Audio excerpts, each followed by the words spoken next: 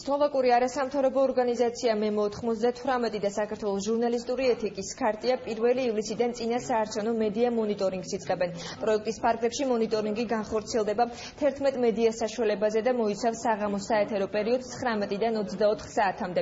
მონიტორინგის ძირითადი ამოცანაა მიუკერძოებლობა და სამართლიანობა წინა საარჩევნო პერიოდში.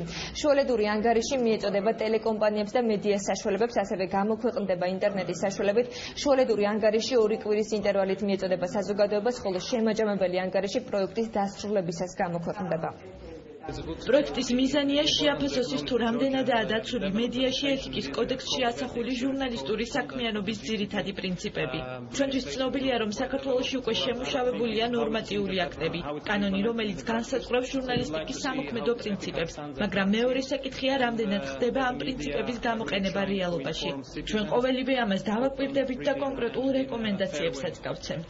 ხშირად იყო ესეთი ვითარება, რომ მაგალითად საინფორმაციო პროგრამები უკვე საარჩევნო წინა საარჩევნო კამპანიის გამოცხადებისთანავე იწყებდნენ უფრო მეტად დაბალანსებული პროგრამების წარდგენას, მაგრამ სამაგიეროდ ამას არ აკეთებდნენ იმავე არხებზე სხვა გადაცემები, სხვა პროგრამები, რომლებიც სრული მიკერძოებულობით გამოირჩეოდნენ. ამიტომ ჩვენ გვინდა რომ ეს პერიოდი მთლიანად მოვიცოდოთ, ვნახოთ რეალურად რა ტიპის ეთიკური დილემები იჩენს თავს წინა საარჩევნო კამპანიის დროს ტელევიზიების წინაშე და მე ერთად ვიფიქროთ იმაზე, როგორ შეიძლება დავძლიოთ ეს დილემები.